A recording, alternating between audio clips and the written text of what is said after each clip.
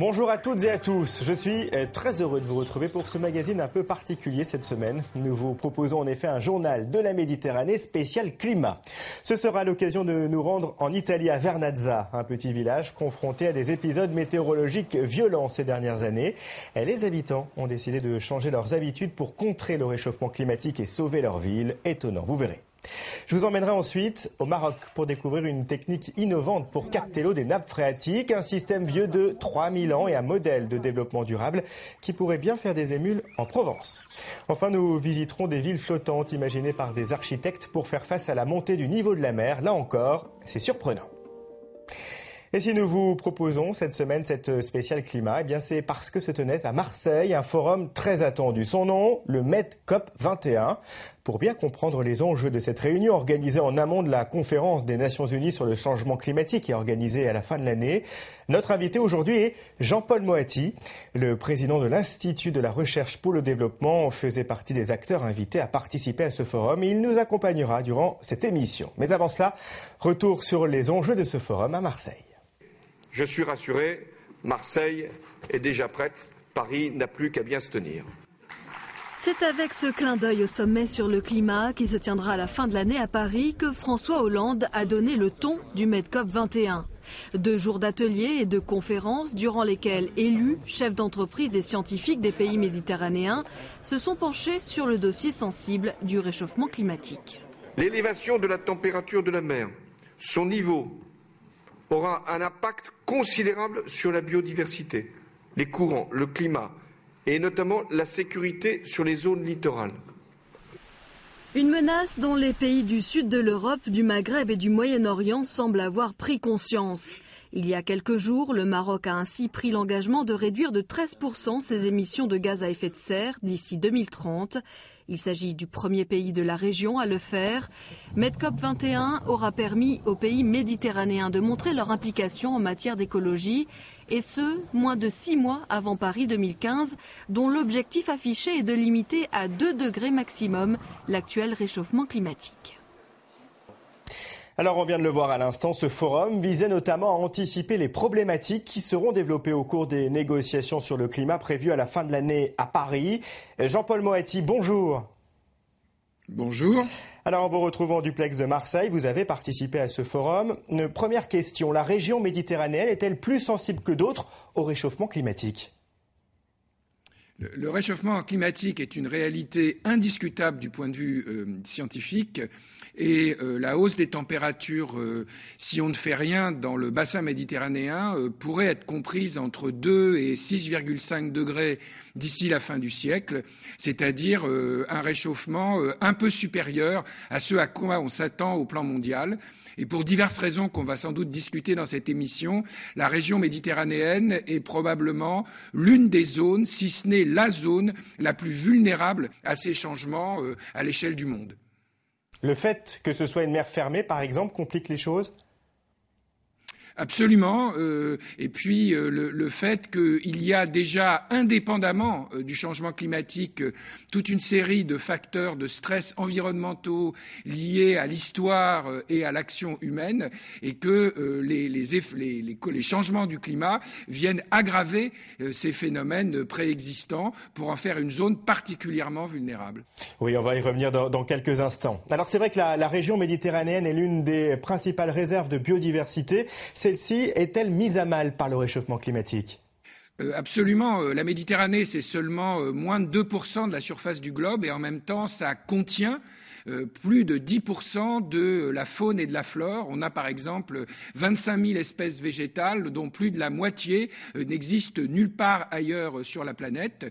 Et des phénomènes comme l'acidification des eaux liées à l'augmentation des teneurs en CO2, en gaz carbonique, a des conséquences. On vient de le démontrer par des publications scientifiques à l'Institut de recherche pour le développement, par exemple sur la croissance qui est bien moindre des organismes marins, des mollusques. Et il y a une vraie menace sur toute notre faune et toute notre flore. Oui, alors on va en reparler dans un instant, Jean-Paul Moretti. C'est vrai que le réchauffement climatique, malgré ce que disent les climato-sceptiques, semble déjà faire beaucoup de dégâts. Avant d'en reparler, je vous emmène en Italie, à Vernazza plus exactement, un village de 1000 habitants confronté en octobre 2011 à des inondations spectaculaires, des coulées de boue dévastatrices et des tempêtes violentes. La population a décidé de se retrousser les manches pour tenter de prendre les choses en main. Tout pour sauver mon village. C'est un reportage d'Estelle Mathieu et de Sylvie Garat. Dans les Cinque Terre, le petit village de Vernazza semble suspendu au-dessus de la mer. Grâce à la beauté exceptionnelle de son site, Vernazza est classé au patrimoine mondial de l'UNESCO.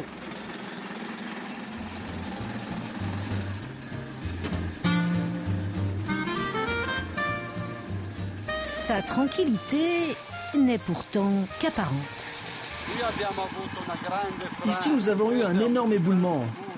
Ça, c'est le grand mur. Un très grand mur que nous avons refait. Vous voyez, on a planté de nouveaux pieds de vigne. Tranquillité apparente, car ce 25 octobre 2011, Vernazza et tous ses habitants auraient pu définitivement disparaître. Le 25 octobre 2011, jusqu'à la catastrophe, c'était une très belle saison. L'eau de la mer était très chaude et puis brusquement, les conditions climatiques ont changé. Comme le montre ce document amateur, filmé par 2 touristes, la tornade tropicale qui va ravager Vernazza s'est d'abord formée en pleine mer. Oh mon Dieu, regarde ça. Nous sommes situés là, juste derrière cette pointe. Ça, c'est le vent, le sirocco. Vous voyez, regardez, la tempête est en train de se former. La chose la plus impressionnante, c'est le noir qu'il y avait à Vernazza et Monterosso. Vous voyez un peu comment la tornade se charge en eau. C'est là, sous le noir, qu'il a plu. Ensuite, la tempête s'est complètement déchargée sur Vernazza et Monterosso. Une tornade tropicale qui a tout balayé sur son passage. Ce jour-là, pendant la coulée de boue, à ses risques et périls, un habitant a filmé la rue principale du village.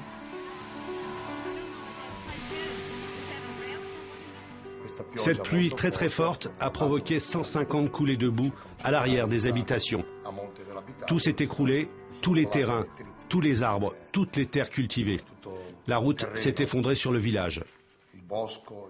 Tout a été charrié vers le village. Les détritus sont arrivés jusqu'en bas.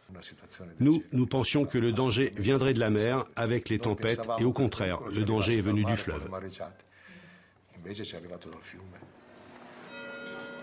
Depuis 2011, le village a tout reconstruit. La répétition des tempêtes a entraîné l'installation de nouveaux systèmes. Sur la rivière, ce filet d'alerte avec ses capteurs doit prévenir habitants et touristes d'un risque imminent de montée des eaux.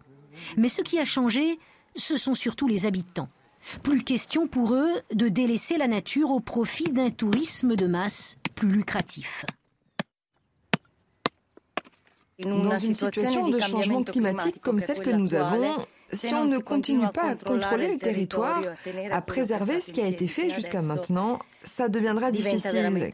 1,7 hectare de vignes ont donc été replantés. À 65 ans, Bartolomeo, le viticulteur, nous donne les raisons de son engagement. Vernazza, ce n'est pas seulement un trésor dans lequel on peut puiser à l'infini. Il faut donner à Vernazza. Vernazza est très belle, c'est une merveille. Et donc nous devons donner quelque chose à ce village pour maintenir en vie ce territoire avec ses caractéristiques qui existent depuis des siècles et que le monde entier connaît. Les climatologues prévoient d'autres tempêtes et tornades tropicales à Vernazza. L'avenir de la planète s'assombrit, mais les mentalités changent. Et pour faire face aux grands défis climatiques, les habitants prennent des initiatives, une note d'espoir, si l'on veut préserver la beauté si fragile de l'Italie. Oui, alors des initiatives individuelles pour tenter de changer la donne. Jean-Paul Moretti, c'est ça aussi la solution, encourager la population à réagir ? Votre reportage illustre un deuxième fait qui est scientifiquement indiscutable, c'est que le changement climatique se traduit par une augmentation de la fréquence et de l'intensité des événements météorologiques extrêmes, c'est-à-dire les tempêtes, les tornades, les épisodes très marqués de sécheresse, et à travers des causalités parfois un peu complexes, mais vécues au quotidien par les populations, ça a des conséquences en termes d'inondation, on vient de le voir, d'érosion des sols, de remise en cause de l'accès à la ressource en eau, et évidemment c'est très important que les populations qui souffrent de ces événements s'organisent avec le soutien du reste de la société. On en a eu un exemple. Alors, le réchauffement climatique n'est pas l'unique responsable des problèmes environnementaux. L'activité humaine est aussi responsable. Absolument, absolument, mais c'est justement pourquoi en Méditerranée il faut être particulièrement vigilant, c'est qu'il y a un certain nombre de problèmes préexistants qui sont aggravés par le changement climatique. Juste un exemple, la mer Méditerranée est celle qui est la plus surexploitée au monde, celle où les prélèvements des pêches sont tels que la reproduction des espèces et du réservoir dans ce domaine est la plus mise en cause. Et évidemment, si on y ajoute les phénomènes d'acidification dont j'ai parlé tout à l'heure, le problème s'aggrave.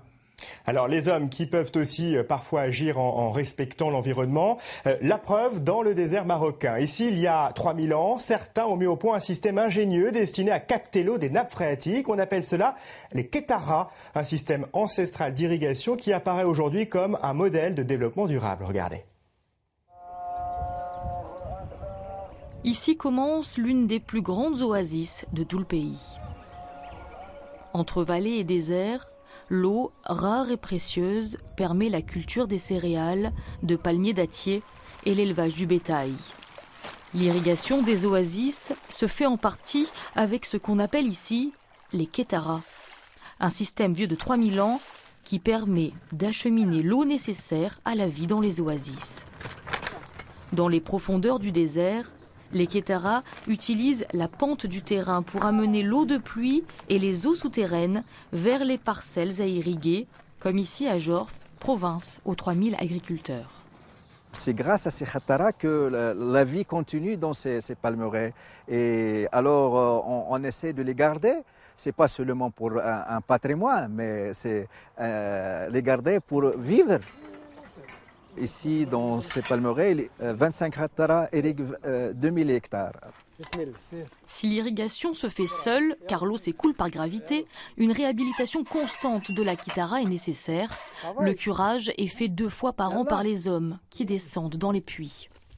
Les puits sont pour évacuer tout le matériau solide qui entrave l'écoulement de l'eau dans la Kétara. Dans la province de Tinrir, nous avons pu descendre dans la plus grande et la plus ancienne des Kétaras. Je pensais aux ancêtres qui ont creusé ça avec leur propre force. Ils sont avec leurs moyens très sommaires, que des pioches et leur force de travail.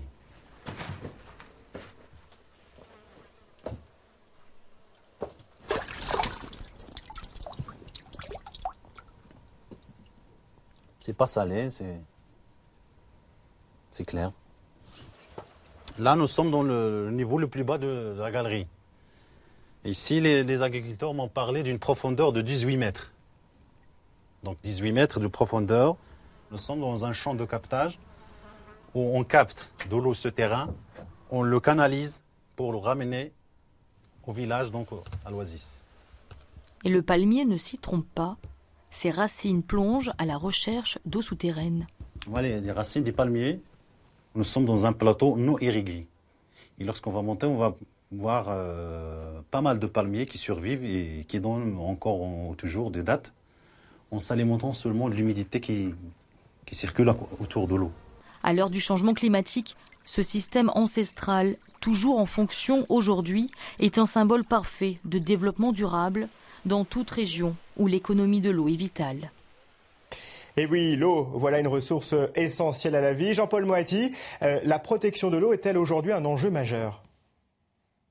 Votre sujet illustre un problème très très grave qui est que le bassin méditerranéen est la zone de la planète où ce qu'on appelle le stress hydrique est le plus élevé. Il y a plus de la moitié de la population mondiale dite pauvre en eau, c'est-à-dire en situation de quasi-pénurie avec moins de 500 mètres cubes par an.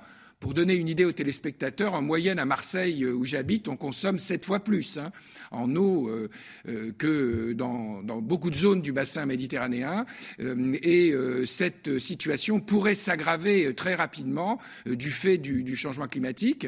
Et votre reportage illustre quelque chose de très important, c'est que les solutions sur lesquelles on a mis l'accent jusqu'à présent, c'est-à-dire augmenter l'offre pour s'adapter à la demande qui vient du réchauffement, mais qui vient aussi de la demande croissante des populations en eau potable ou surtout pour l'irrigation agricole. Ces solutions, par exemple augmenter les barrages, dessaler, rencontrent très vite des limites techniques et qu'il faut une gestion intégrée de la ressource. Et c'est tout à fait remarquable que c'est y compris en puisant sur une sagesse ancestrale qu'on peut arriver à une gestion moderne et avancée de la ressource en eau. Rapidement, Jean-Paul Moati, qu'attendez-vous concrètement de la conférence des Nations Unies sur le changement climatique prévue à la fin de l'année à Paris et à l'issue duquel, je le rappelle, doit aboutir un accord international sur le climat? 3 choses. D'abord, qu'il y ait des engagements réels des pays et que ces engagements permettent de résoudre une contradiction qu'on a d'ailleurs très concrètement en Méditerranée. C'est que les pays riches, dont la France, qui sont les principaux pourvoyeurs de gaz à effet de serre responsables du changement climatique, ne sont pas les mêmes que les pays comme les pays pauvres ou moins riches que nous de la rive sud de la Méditerranée, qui eux sont plutôt les victimes de ce changement, et c'est en quelque sorte une forme d'injustice. Et donc il faut arriver à concilier, à travers les engagements sur la lutte contre le réchauffement climatique, les objectifs du développement durable, qui d'ailleurs seront adoptés pour la période 2015-2030 par un autre sommet qui aura lieu au mois de septembre à New York par les Nations Unies. Merci bien Jean-Paul Moati, on en reparlera à la fin de l'année. Le réchauffement climatique, c'est un vrai défi également pour les vignerons. Tous vont devoir rapidement adapter leur culture et leur mode de vinification afin de faire face aux conséquences de ce changement climatique. Et des chercheurs de l'Institut national de la recherche agronomique sont d'ores et déjà à pied d'œuvre pour venir en aide aux professionnels. Reportage dans l'Aude, signé Christophe Monteil et Laurent Baumel. Ces petits bâtons rouges sont des plants de vigne. Nous sommes dans un vallon isolé de l'INRA et aujourd'hui, sur un demi-hectare, on y plante ce nouveau cépage. Une plante hybride, résultat de 20 ans de recherche. Un moment important pour Hernan Ojeda, qui coordonne ses travaux sur le terrain. C'est le seul matériel que je pense qu'on peut arriver à éviter l'utilisation des pesticides. Voilà. Ce vignoble du futur devra aussi être plus résistant aux maladies et à la sécheresse pour s'adapter au changement climatique. Mais en fonction des régions, des sols, des cépages, il faudra aussi irriguer les vignes. Le seul problème qu'on regarde ici par rapport à l'adaptation au changement climatique, c'est qu'on a un tronc très long. Sur ces parcelles, on teste de nouvelles formes d'irrigation avec des eaux usées. Le but, un apport quantitatif et qualitatif très ciblé. Si on fait une irrigation sans prendre en compte les besoins hydriques de la plante, vraiment, on irrigue tout pareil, parce qu'on considère qu'on est tous dans la même zone. Mais non, la plante va réagir différemment en fonction du type de sol et en fonction de la zone où elle est. Et une parcelle ici et une autre à 200 mètres, c'est peut-être la réalité, c'est complètement différent. Avec cette eau, la vigne produira un raisin en quantité suffisante, mais il faudra aussi de la qualité, car le changement climatique entraîne un déséquilibre dans la structure même du vin, entre l'alcool, l'acidité et l'arôme. Alors pour y remédier, on cherche de nouveaux outils, comme dans ce laboratoire. Tu as pu voir qu'on en est à quel moment de la fermentation là ? Dans ces cuves, Jean-Louis Escudier et ses chercheurs analysent de nouvelles levures qui transforment le sucre en alcool, car les raisins sont de plus en plus sucrés, donc de plus en plus alcoolisés. C'est un des seuls lieux en France où on peut réaliser des fermentations toute l'année avec différentes souches. Et là, le programme en cours, c'est des levures qui pourraient permettre d'élaborer des vins avec moins d'alcool, pour baisser la teneur en alcool de 1 degré. Donc on étudie ces souches et leur capacité de fermentation et à faire du bon vin. Le but, baisser le taux d'alcool en utilisant aussi des membranes filtrantes, mais avec un objectif obligatoire, le goût. Au niveau aromatique, A priori, il est conforme aux témoins. Ces chercheurs semblent avoir trouvé des solutions à court terme, mais le réchauffement climatique peut encore tout remettre en cause. L'enjeu, c'est de ne pas dépasser les 2 degrés d'augmentation de la température. Et pour 2050, c'est surtout pour après. Parce qu'à ce moment-là, on fait exploser vraiment la carte des vignobles en France et dans le monde. Parce qu'on ne peut plus gérer des températures. Plus 4 degrés d'augmentation moyenne de la température en France, ça veut dire au moment de la vendange, puisqu'elles vont être plus précoces, plus en été, ça veut dire plus 6, plus 7 degrés. Plus 7 degrés en taux d'alcool, il deviendra alors très difficile de faire du vin de qualité et les vignobles devront changer de région de production. Oui, autant dire de graves conséquences pour toute une économie. Autre conséquence désastreuse pour l'environnement cette fois-ci. C'est à peine croyable de nos jours, mais il y a quelques décennies, les autorités ont immergé dans les mers des centaines de millions de pneus, et cela avec l'aval des scientifiques. L'idée était de créer des récifs artificiels pour reconstituer les fonds marins. Aujourd'hui, ces opérations paraissent impensables, les pneus regorgeant de produits toxiques, une toxicité mal évaluée à l'époque. Alors, en Floride comme en Méditerranée, on tente de les retirer comme on peut. Regardez. Des milliers de pneus à perte de vue. En Méditerranée ou au large de la Floride, c'est une pollution sous-marine méconnue. Et pour cause, elle part d'une bonne intention. Dans les années 70 et 80, c'était une idée révolutionnaire. Larguer au fond de la mer tous ces pneumatiques usagés. Il s'agissait alors de créer des récifs artificiels pour héberger la vie marine. En Floride, en 1972, l'opération fut même menée en grande pompe par un géant du secteur, Goodyear. Les visages étaient réjouis, les participants heureux d'être associés à cette belle aventure de recyclage et de diversification du milieu marin. D'un côté, on avait une abondance de pneus usagés. D'autre part, on ne savait pas comment les recycler. Et enfin, on avait des besoins de développer les ressources sous-marines avec des projets expérimentaux. Le but, créer de toutes pièces un habitat pour les poissons, les crustacés et les plantes aquatiques. Mais 40 ans après, voici ce qu'il reste de l'expérience en Floride. Une immense décharge sous-marine. 2 millions de pneus de voitures, de camions, de tracteurs. Et contrairement à ce qui était prévu, une vie aquatique quasi inexistante. Alors aujourd'hui, les autorités américaines font machine arrière. Les pneus sont repêchés, un à un. Car avec le temps et le courant, ils se sont dispersés sur plusieurs kilomètres. Et surtout en se décomposant, ils pourraient avoir libéré des métaux lourds, toxiques pour les animaux marins. Des récifs artificiels comme celui-là, il y en a environ 200 à travers le monde. Les eaux américaines comptent par exemple 3 millions de mètres cubes de pneus immergés, très loin du Japon et ses 20 millions de mètres cubes. En France, il y en a 90 000. Entre Cannes et Antibes, on compte 25 000 pneus immergés. Là aussi, il y a 30 ans, le lieu avait été choisi stratégiquement pour attirer les poissons et encourager la biodiversité. La zone a été choisie à l'époque avec les pêcheurs professionnels, mais aussi sur la base d'études du milieu marin. Et donc c'est un secteur relativement pauvre. On a décidé d'immerger des récifs artificiels pour soutenir la pêche. Contrairement aux récifs faits de béton, les pneus se sont là aussi révélés inefficaces. Ils se sont éparpillés sur plusieurs kilomètres et les poissons n'ont que très peu colonisé la zone. Il y a d'autres types de récifs artificiels qui ont été mis ici et ils fonctionnent très très bien. On a de très beaux poissons. À côté de ça, c'est certain que les récifs artificiels en pneus, eux, se sont dégradés. Donc il est nécessaire, surtout dans un site Natura 2000, de les enlever. 2500 pneus ont déjà été récupérés. Le nettoyage des côtes financé par l'État prendra des années. Mais à terme, tous les pneus immergés ici il y a 30 ans devraient pouvoir être remontés à la surface. C'est également une conséquence du réchauffement climatique, la montée du niveau des mers et des océans.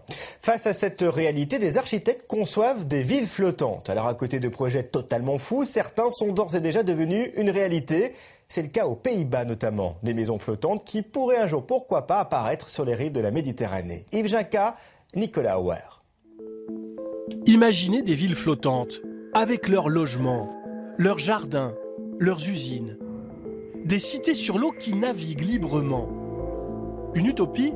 Pas du tout. Ces villes aquatiques pourraient être une solution aux problèmes du XXIe siècle.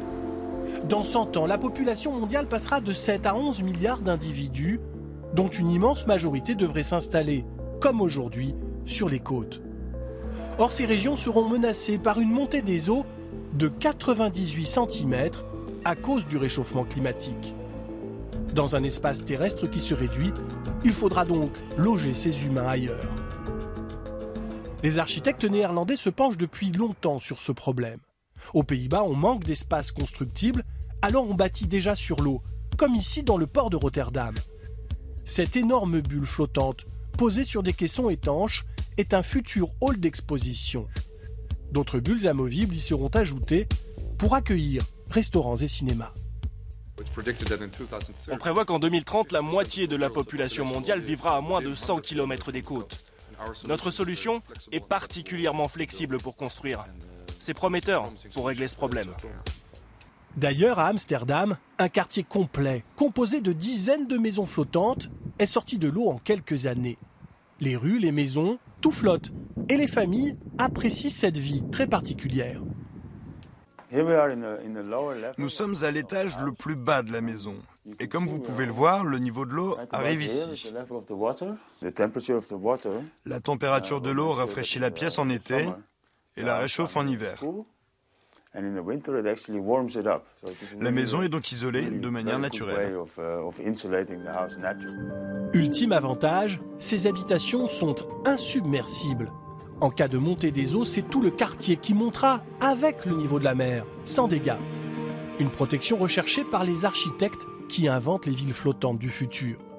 Par exemple, ces archipels pour remplacer les atolls du Pacifique qui pourraient être engloutis. Ou des projets bien plus fous comme cet arbre des mers, immense construction entièrement végétalisée avec des dizaines d'étages. Encore plus incroyable, ces nénuphars géants qui pourraient loger 30 000 habitants chacun.